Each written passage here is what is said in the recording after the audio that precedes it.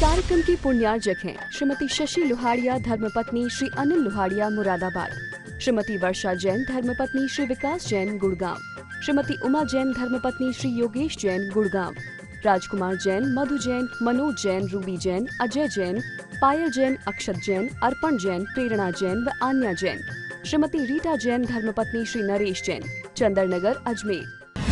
परम पूज्य वात्सल्य मूर्ति जिन धर्म प्रभाविका आरिका रत्न 105 सृष्टि भूषण माता जी की मंगल प्रेरणा एवं आशीर्वाद से तीर्थराज श्री सम्मेद शिखर जी में चतुर्विध संघ की आहार विहार, पिच्छी, कमंडल, वस्त्र एवं शास्त्र इत्यादि की व्यवस्था विगत कई वर्षों से सुचारू रूप से की जा रही है। इस पुनीत कार्य से जुड़कर आप भी घर बैठे धर्म लाभ उठा सकते हैं। सामान्य सदस्यता 21,000 रूपए मात्र, सदस्यता 1 वर्ष के लिए 11,000 रूपए मात्र, एक दिन की आहार व्यवस्था 2100 रूपए मात्र।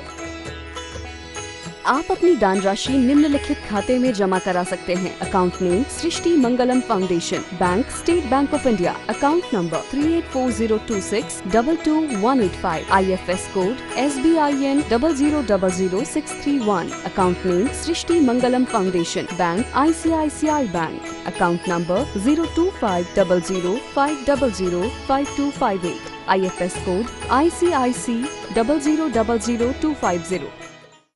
जहाँ गर्मी में हवाएं ठंडी आए इस तरह की व्यवस्थाएं थी, दीप थे, रत्नों की ज्योति लगी थी, एक ही जगह मीना पन्ने का काम था उस महल में।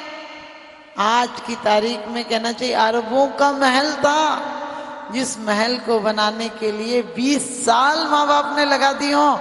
जन्म के दिन से हजारों मजदूर काम कर रहे होंगे कि सुंदर पुत्र वधू आएगी तो उस महल में अमन चैन से रहेगी। क्या वो अमन चैन मिल पाया उस पुत्र वधू को? अरे उसे तो तिरस्कार मिला, उपहास मिला, उसे तो सिर्फ जिल्लत मिली, दुख मिला, शोक मिला, ताप मिला, आक्रंदन मिला। क्या मिला उस भवन में आने के बाद? और सच पूछो तो रिश्ते से लेकर आखिरी तक दिक्कतें मिली।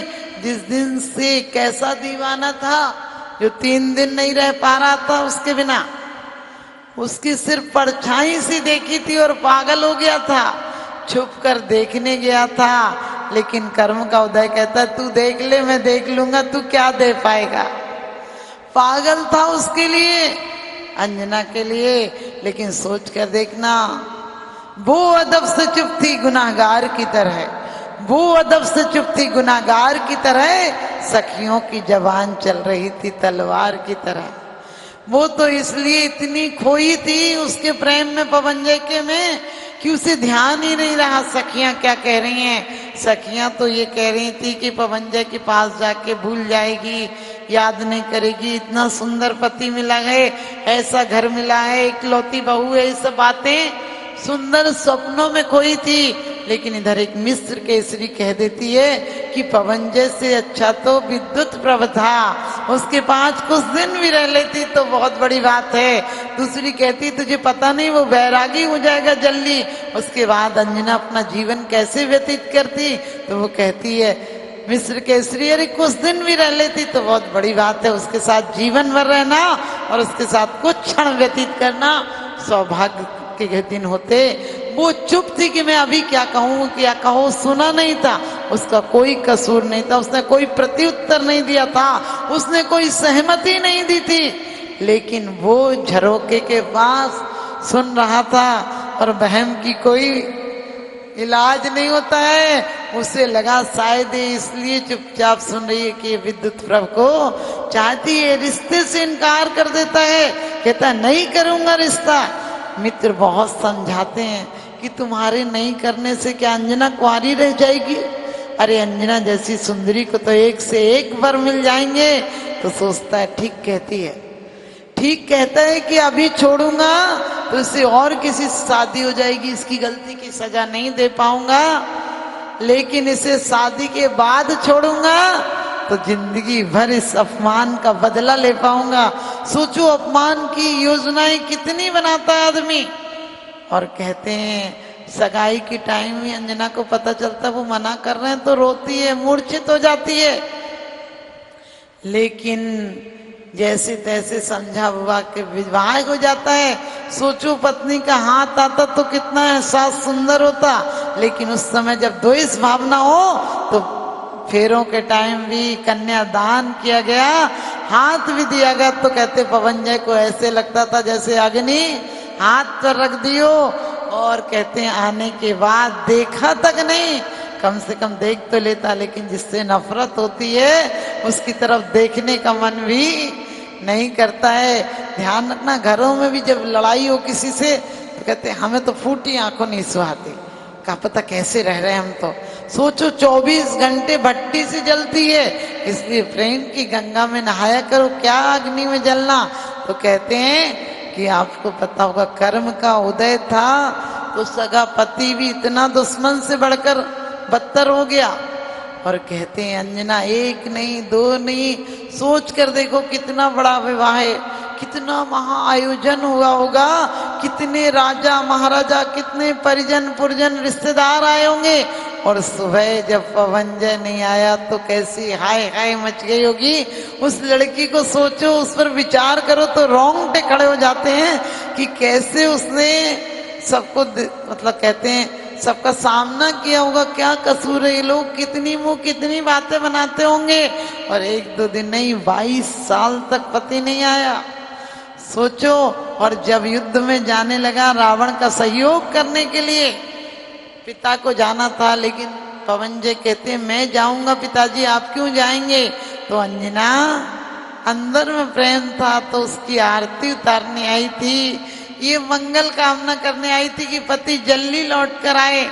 और खम्बे से खड़ी ऐसी थी मान लो दुबली हो गई, बिल्कुल दुर्बल हो गई थी, लगता था खम्बे में उकरी हुई चित्रांगना है। और कहते हैं उसने जैसे ही बोला कि आप यहाँ थे तो समाचार तो सुन लेती थी, अब मुझे भागन को कौन समाचार देगा, लेकिन मैं यही कामना करती हूँ आप जल्दी लौट कर आए। तो ध्यान रखना, उसने क्या, पवनजय ने लात और मार दी, आरती की थाल गिर गई, लेकिन जिसके अंदर प्रेम है वो अंजना ये नहीं कहती तुम्हारा सर्वनाश हो जाए तुम लौटो ही नहीं, ऐसे पति से मैं वैसे ही अच्छी थी, ऐसा नहीं कहती है। कहती है कोई बात नहीं, आज आपकी आवाज तो मैंने सुनी, आज कम से कम आपने लात का भी स्पर्श तो किया, मुझे मैं धन्य हो गई। और रोती है कि पति जल्दी लौट आए इस कामना से। और ध्यान रखना, घर में थी तो नहीं पति का परिवर्तन कर पाई, लेकिन कर्मों का मंद तय होते ही क्या हुआ, वहां तो चकवा चकवी का वियोग देख के एक मानसरोवर पर ठहरे थे, चकवा चकवी का वियोग देखकर आवाज सुनकर मित्र से पूछते हैं क्या हुआ। वो मित्र कहता है कि दोनों चकवा चकवी हैं, रात को बिछुड़ जाते हैं, ऐसे ही रोते हैं, रात में सोते नहीं हैं। अचानक ख्याल आता है एक रात दिन भर साथ रहते हैं और रात में बिछुड़ जाते हैं तो सोते नहीं हैं, मेरी पत्नी का क्या होता होगा जिसे 22 साल से तड़पने के लिए छोड़ दिया। लेकिन सोच कर देखना, मित्र से कहते हैं जाऊंगा उसके बिना तो अब गुजर नहीं है, एक बार तो मिल के माफी मांग कराऊंगा। बहुत समझाते हैं मित्र प्रहस्त कि नहीं जाना, अपन लोग आए हैं युद्ध के लिए, कैसे जाएंगे। वो कहते हैं छुप कर चलेंगे, और विमान के माध्यम से छुप कर जाते हैं।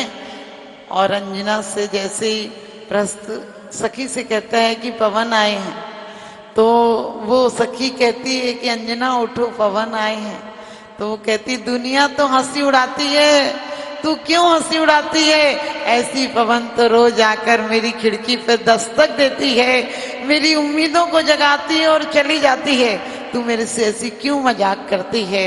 लेकिन अचानक प्रहस्त कहते हैं महारानी वास्तव में पवन आए हैं, और उससे भरोसा सा हो जाता है।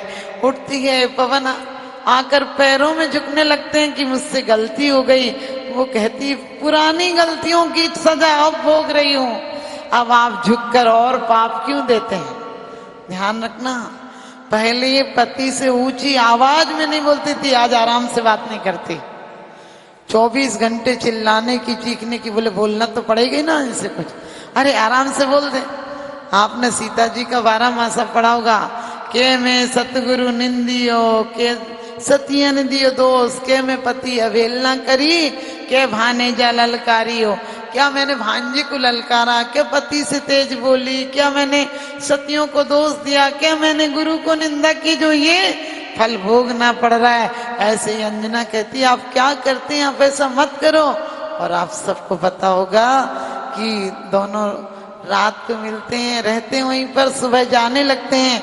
तो कहती है अंजना कि आप चुपचाप आए, किसी को पता नहीं है, कम से कम कोई पूछेगा तो मैं क्या जवाब दूंगी।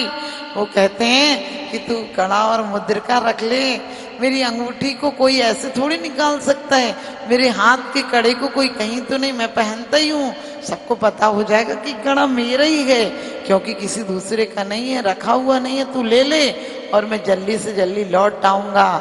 और कहते हैं कि एक दिन का वो मिलाप बन गया था अभिशाप। और सास तो देखने आई थी बहू को, समाचार लेने आई थी, और जैसे ही गर्भवती देखती है आग बबूला हो जाती है। वो लाख दलील देती है कि माँ जी चुपचाप आए थे, कड़ा मुद्रिका दे के चले गए थे। वो कहती है तू झूठी, तेरी दासी झूठी, वो तेरी पक्की दूती। अरे तुम जैसी औरतों को ये हासिल करना आसान बात है, तू चली जा। और कहते हैं कि दूत को बुलाती है, सारथी को बुलाती है और उसके पिता के घर पर छोड़ देती है। और पिता भी कहते हैं सम्मान की तैयारी करो, स्वागत से लाओ। कितने फयादी आए हैं, कितने रथ और कितने सारथी आए हैं। जब सुनते हैं अकेली आई है, अकेले काले रथ में आई है, एक दासी के साथ आई है, तो देखिए वही बाप जिसने इतना विचार न की थी, वो कहता है कि यहाँ नहीं आएगी, कोई उसे आश्रय नहीं देगा, जो आश्रय देगा उसे सूली की सजा दी जाएगी, उसे निकाल दो, मैं उसका मुंह भी देखना नहीं चाहता। कम से कम पूछ तो लेते बेटी कैसे आई है। ना माँ ना पिता, कितना रोती है, लेकिन धर्म को नहीं छोड़ती है, जंगल में रहकर भी सामायिक नहीं छोड़ती है। और आप सबको पता है सिंह आ जाता है, एक देवता अष्टपद का रूप धारण करके सिंह को भगा देता है और गुफा में बच जाती है। मुनि से पूछती है, मुनि पूर्व का वृतांत कहते हैं कि तुमने अपनी सौत की डाल से सृष्टि मंगलम बन के संगठन देता यह पैगाम है।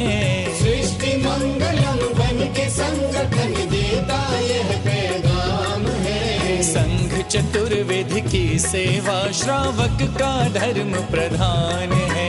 संघ चतुर्वेद की सेवा श्रावक का धर्म प्रधान है। सृष्टि भूषण जी की प्रेरणा का ये शुभ परिणाम है।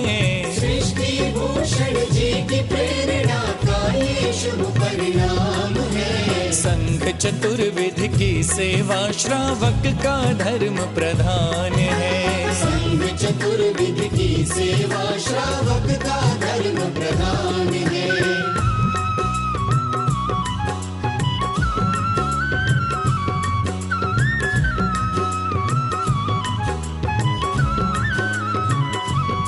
मारे सा मारे नी मनि सदा मारे नी सा, मारे सा मारे नी मनि सदा मारे नी सा। त्यागी वृंद के आहार दान है तू जो सदा संकल्पित है। वर्षों से संकल्पित है। आदिनाथ सृष्टि आदर्श सेवा समिति संचालित है। सेवा समिति संचालित है। सम्मेद शिखर में शोभित साधु सेवा में समर्पित। सम्मेद शिखर में शोभित साधु सेवा में समर्पित। दूर करे साधकों की चर्या में जो भी व्यवधान है। दूर करे साधकों की चर्या में जो भी व्यवधान है। संघ चतुर्विध की सेवा श्रावक का धर्म प्रधान है। संघ चतुर्विध की सेवा श्रावक का धर्म प्रधान है।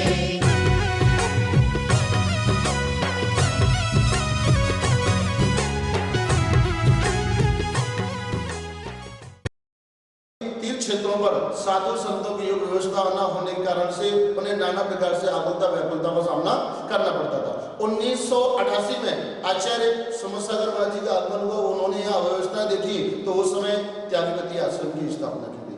और उसी के कुछ समय पश्चात में 12 वर्ष निकलने के पश्चात में उनकी ही शिष्य की शिष्या स्वस्ति भूषण माता जी का आचार्य श्री समसागर त्यागपति आश्रम में वर्षा योग हुआ, चातुर्मास हुआ। उन्होंने देखा कि एक मुनिराज पर्वतराज की वंदना करके आए, 2 बज गए, 2:30 बज गए, उसमें उनकी किसी प्रकार से आराध्य व्यवस्था नहीं हो पा रही थी।